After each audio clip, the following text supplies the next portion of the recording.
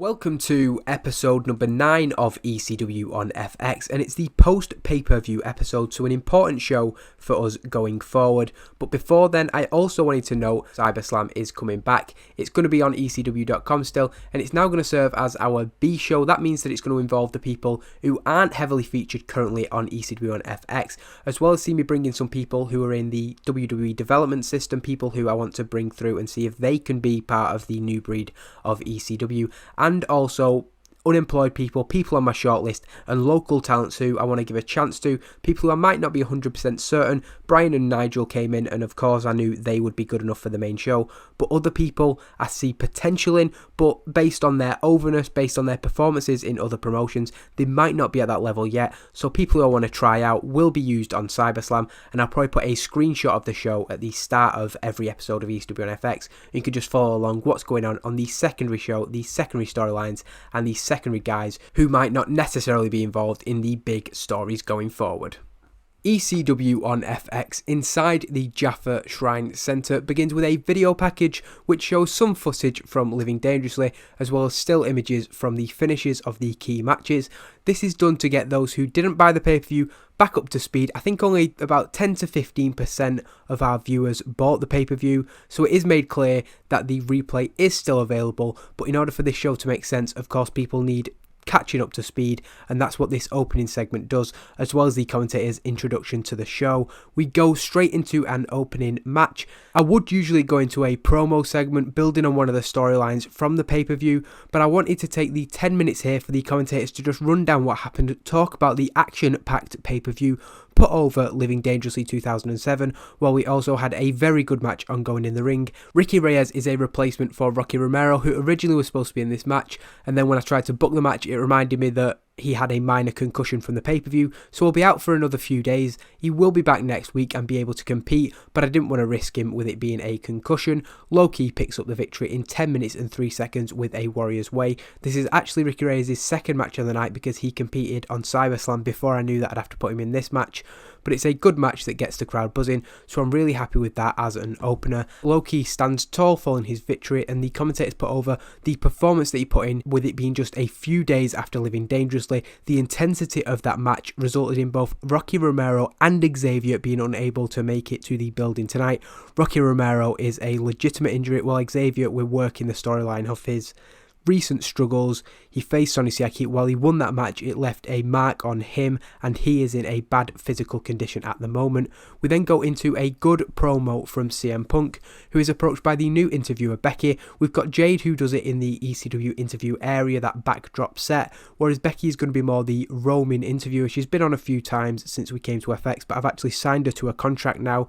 She asks him about his loss at Living Dangerously, as well as what happened to Allison Danger. She had that interaction with her brother Steve Corino. She slapped him in the face, and Corino slapped her back twice as hard and dropped her to the ground. Punk says that while he doesn't like to admit it, some things are bigger than wrestling, and Steve Corino slapping his sister, those family issues are one of those things that are more important. Punk doesn't want this to play out on TV, but he knows that it's gonna, and he's got no choice.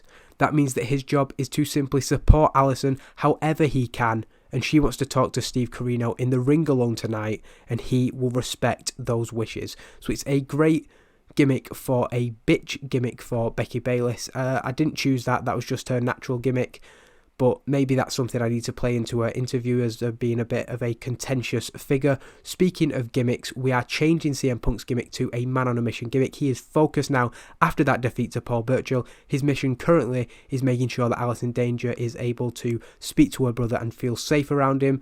It gets an above average rating, so we would have hoped for better than that, but it's certainly better than the gimmick that he previously had, which was apparently getting stale. We then have the entrance of Bryan Danielson and Nigel McGuinness for the second match. William Regal joins commentary for that match. He's going to put them over just like he did in the pay-per-view, and they pick up a fairly decisive victory. They probably could have won it even quicker, but Danielson and McGuinness both wanted to get this shit in. They were both sort of tagging each other in, trying to one-up each other. That's the story of this tag team at the moment, that they're not necessarily a cohesive unit, but their individual talents means that they are pretty much unstoppable. They defeat Tony and Mahoney. Daniel Bryan sustained a simple orbital fracture, so I hope that's not too serious, especially when you see the level of performances these two men are putting in. both of them coming out of the match looking good, and both of them with ratings in the 70. Absolutely brilliant signings, great additions to the roster, and again getting the crowd hotter. So this has been a good show so far, despite not having the best ratings. Lance Storm telling me that Bryan suffered that injury. Again, I hope it's not going to keep him out of action for too long. After two more impressive individual performances, Bryan's actually supposed to be in a match next week, I think. I'll just check my notes. Yeah, he was supposed to be in the... Oh no, that's the week after, so I don't have to worry about that. Hopefully he can be back for the show in 2 weeks' time. Bryan Danielson and Nigel McGuinness stand tall in the ring after the match. William Regal continuing to put them over on commentary, and also a little bit of a cocky edge coming into William Regal. He's showing more signs of his heel persona recently, because he says that he has an excellent eye for talent and he is second to none when it comes to scouting people. We then come back from the break. That was the first half an hour of ECW on FX. Steve Corino is in the ring. He's already made his entrance during the commercial break, and he looks somber and apologetic as he begins to speak. He's clearly down about what happened. Obviously they've had personal issues, but he never wanted it to get that far. He just wants what's best for his sister, and he wants to bring her out so he can apologise for what happened. Alison comes out and is understandably frosty with her older brother, and he says that he just wants what's best for her. Danger is willing to hear him out as he seems sincere, but she isn't happy when Corino says, Punk isn't that. Punk is not what's best for Alison in Corino's mind. Alison doesn't want to hear this and goes to leave, and Corino just flips a switch, completely changing his tone and demeanour, and says that the rest of the family will see through her eventually, seeing her as the insert derogatory name that she is. He's using awful language towards his sister, saying that she deserves everything that comes to her. Alison is obviously furious at this and fires back at Steve Corino, but he says that he is washing his hands of her completely. But first, he wants to see that he doesn't give a damn about her. He is in love too. He's not in a stupid, childish relationship with a homeless, drug addict looking guy like CM Punk. He has found his angel, his love, his light, the person who he wants to spend the rest of his life with. He introduces Angel Williams.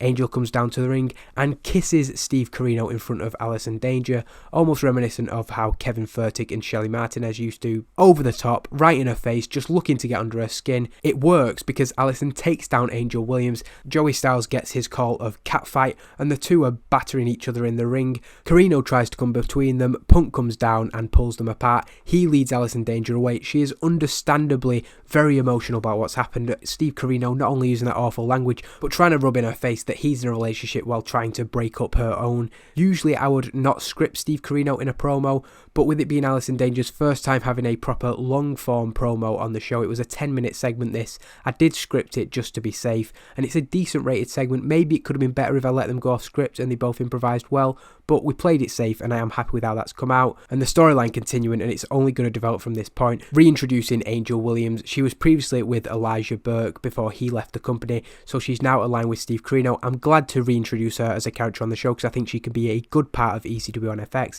and of course it continues this storyline and adds a new dynamic to that. Eventually maybe it will lead into a 2-on-2 match. If not, it's certainly a good extension for what has been a very heated rivalry so far and is only getting more heated. Footage shows an interview from earlier in the night where the New Heart Foundation were speaking about their match on CyberSlam, which will air on ECW.com on Saturday. No spoilers were given as the trio were attacked before they could even begin speaking by Ricky Reyes and Homicide. While there were only two of them, a 2-on-3 attack. Homicide had a steel pipe, which of course is a difference maker, and he ensured that the three men were taken down in pretty quick fashion. Homicide angry about his defeat to Teddy Hart. Presumably he was defeated at the pay-per-view and he's getting his revenge there, just like he did in that post-match attack. Cutting away from the building, we see a hooded man outside of the arena. He unhoods pretty quickly, just as he did at Living Dangerously. We see that it's Kevin Furtick who displays his new look once again. The camera pulls back to see a scantily clad Shelly Martinez by his side, as she always is. That was rated on her sex appeal and Kevin Furtick's menace as he menacingly laughs in front of the camera. The commentators later discuss his attack on Tommy Dreamer at Living Dangerously, his return to ECW for the first time in 3 months, and we'll see again where that storyline goes as we go into a decent main event. It's only 61. Remember, the show needs a 62. Hopefully the Punk promo will help boost us up so that we don't get another warning from FX about the show not being good enough. It's only a 9-minute main event, and it was again a bit of a risk putting in Chad Collyer and Brent Albright, because as we see, 35 and 48 really isn't good enough. Speaking of not good enough, Jerry Lynn with a 46. He is really inconsistent. Thank God for Rhino in that match. Not only did he stand out and carry the match in terms of in-ring performance, but he gets regardless of who he was in with, that's a very good performance, a 76. Really happy to see Rhino improving. I kind of wish he'd have got a rating like that at the pay-per-view. He got only a 67, I think. That could have made a much better pay-per-view and a much better main event, but I can't dwell on that as he picks up the victory, pinning Chad Collyer in what was a bit of a all over the place. It was a wild brawl match, all out, but a decisive finish. Chad Collyer pinned by Rhino following a gore. Jerry Lynn and Rhino were given no chance to celebrate, however, as Rob Van Dam came down immediately following the match, looking for revenge for what happened at Living Dangerously. Jerry Lynn took the brunt of a Van Terminator from Rob Van Dam, getting in the way and stopping Rhino from being taken out. This is what allowed Rhino to take advantage and win the match. Rob Van Dam took down a chair swinging Jerry Lynn, who was prepared for the attack but was dropped by Rhino with a gore that he just never saw coming. Rob Van Dam taken down once again with a gore. Rhino and Lynn looking set to end the show, standing triumphantly. When Low-Ki came out from the back, apropos of nothing, he marched down to the ring with the commentators wondering what he had in mind. Ki picked up the steel chair that Jerry Lynn had used and swung it at him. Rhino then looked to hit another gore to Low-Ki, but Low-Ki evaded him, somehow getting out of the way and swinging the chair at Rhino, taking the world champion down and laying multiple shots into the Dual Champion's spine. Low-Ki then threw the chair out of the ring, hitting first Lynn and then Rhino with a couple of stiff kicks to the side of their heads. They were both down in the ring, as was Rob Van Dam. The first time that anybody has done this to Rhino, the first time we've seen Rhino as someone's victim. He's laid out in the ring, Low-Ki standing tall with the three men around him, giving a clear indication of what he wants.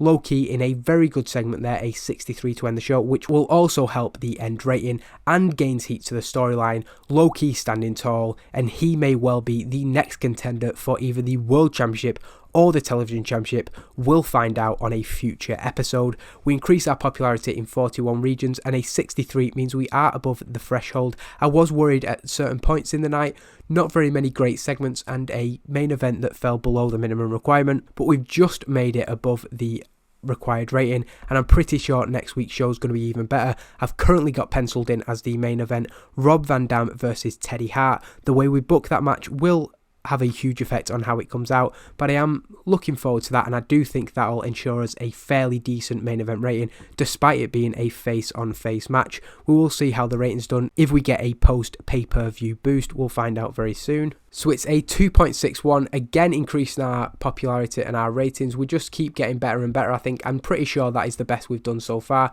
I will double check, and yeah, it's quite comfortably the best episode actually. Obviously the hype from the pay-per-view, the buzz to see what happened at that event is, forget what I was saying there because Daniel Bryan's seriously injured. A month out, that is really disappointing. I suppose it could have been worse, but yeah, not that happy with that. Apollo, former associate of Homicide in TNA, so maybe somebody I can look to bring in actually. Have they offered him a deal? What are they offering him? Ooh, maybe I should try and match that. I'm not sure. I can't remember how good he was, to be honest. I might have to watch some of his matches. Nonetheless, that is a good show for us. Contract negotiations with Devon Storm. Happy to see our ratings continue to increase. Happy to see a successful show. Bad news with Daniel Bryan.